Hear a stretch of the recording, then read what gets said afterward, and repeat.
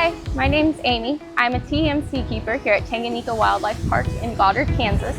And this is Ra, an albino Burmese python. So it's ridiculous to have such a big creature that is thriving. And they're actually, species-wise in Florida, they have really started to go further north past the Everglades and are just really wiping out the entire terrain up there.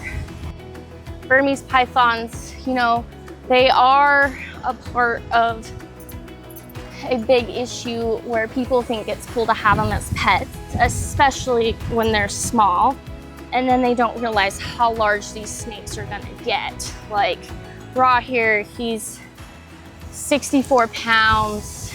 Some of these pythons can get up to like 20 feet long. Burmese pythons are native to India, Southeast Asia, Nepal, Burma, all of these areas and heavily rainforested areas. They might even share some overlapping territory with Indian rhinos or maybe even clouded leopards. These guys, they're pretty invasive species actually in the Everglades of Florida. They have taken out a significant amount of mammalian population there in Florida, which is a huge conservation issue and overall has really impacted the Everglades native land and ecosystem.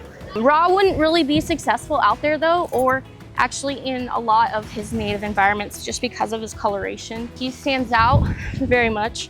We think he's beautiful, but if he were trying to blend in and creep up on his prey item, he wouldn't be very successful at that just because of the gene trait that he has. So Ra here, he is about 64 pounds. His coloration looks a lot different than normal Burmese pythons. He's got that beautiful yellow and white color. And then you can see his face, it's light, it's pretty. And there's a lot of pattern contrast, especially because he just finished his shed. So he went through, he lost all of his skin and had a new layer come on out. Usually you're gonna see Burmese pythons having like that brown and black color because they kind of live in a very tropical, warm environment. So a constrictor doesn't necessarily need a super strong bite or a venomous one. Ra instead uses his super strong body here to wrap himself around his prey, and then he'll just sit and squeeze and wait. Once he has his prey caught, he'll open his very, very expandable mouth. So the bones in his mouth actually are not bones, they're elastic. This helps him separate his jaw, and all of the muscles and tendons around the facial region and even in his brain area are all elastic and malleable to help support that motion of eating such large items. So if his mouth can fit around it, he's gonna try to eat it. And as he grows, his appetite will continue to grow. We feed whole prey because that is what these animals would eat in their native environment. No one is going to be chopping up their food and delivering it to them without fur or bones or organs. So they are adapted to specifically eat the whole thing, and then their digestive system breaks down all of the pieces of the prey as it moves through their extra long body and extra long digestive system. Now, a lot of people wonder, why don't we offer our snakes live animals if we're trying to replicate what they eat in the wild?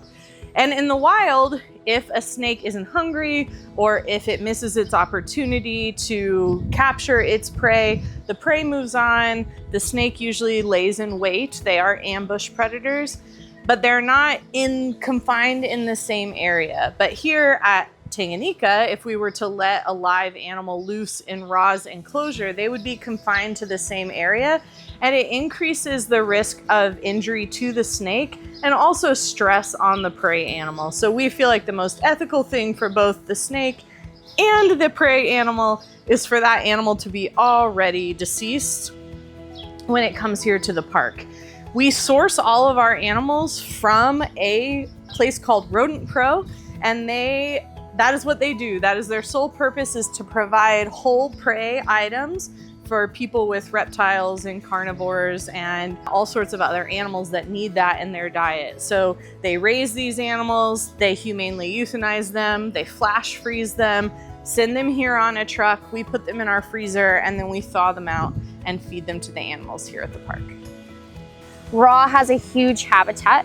He loves to be a mermaid in his pool. He has a huge waterfall, and Ra is able, he's like an arboreal little creature. So Ra really likes to climb up on his logs, and he likes to telescope where he stands up really tall and investigates the world. Ra here, he likes to eat guinea pigs in particular. Right now, he's eating 2 to 3 pounds worth of guinea pigs in a week, and he continues to grow. His appetite will also continue to grow. His species is not necessarily endangered. They're actually an invasive species because snakes have a pretty long lifespan and they have a pretty big appetite. They'll continue to increase their prey size. So at first they might start off with something small, like a little squirrel or fish sometimes. And then whenever they're like, that's not satisfying enough, they're gonna upgrade to maybe like a rabbit. And then they'll wanna go up a size to something like maybe a fox. They've also been seen hunting deer, and basically whatever their jaws can fit around, they're gonna try to eat it. After they eat, they're actually the most vulnerable because they're processing their diet, and it goes all in one motion, all down Ra. So he will want to move really still because as he's digesting, he wants it to go down. He's not really going to want to be disturbed. And if he is, sometimes if he feels threatened, he'll actually regurgitate their prey in order to get away if it's like that bad of a fight or flight mode. So I'd say that's definitely when they're the most vulnerable. Females will kind of build like a nest, and they'll just kind of wrap around it and scooch down, and it's usually somewhere hidden and shady and has lots of brush. And she'll kind of just wrap herself around her eggs. Male snakes, they have a season for reproductivity, but otherwise they're not really coexisting together. Each snake is kind of on their own path. So Ra here, he sheds about once every 1 to 3 months. It's varied a lot, especially as he gets bigger. He'll need to shed because he's growing so fast in length. These guys, they have scales here all across and down his body that are going this direction. So he does not like anything going against the scales, and that's actually not good for them. But for shedding, basically the skin is going to start to peel up, kind of like if you have a bad sunburn, you know, and you know that your skin's like about to start peeling. It bubbles up and then it looks flakier, it looks lighter in color, and then it starts all to peel up. Ra does the same thing. A lot of animals across different phyla go through a shedding or a molt, some sort of removal. When he does this, he's also very vulnerable. He will even shed over his eyelids, so those caps will cover and he won't be able to see as well. So he doesn't like that. He's very grumpy when that happens.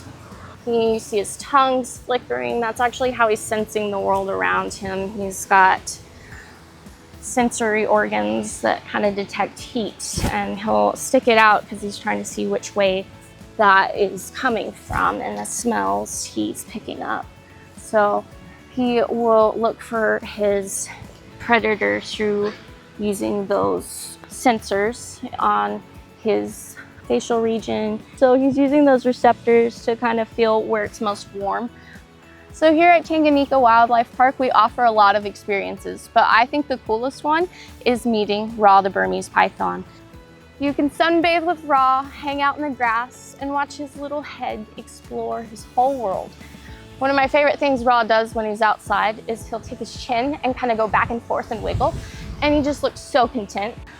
If you would like to meet Raw or any of our other amazing animals here at Tanganyika Wildlife Park, pop on by in Goddard, Kansas.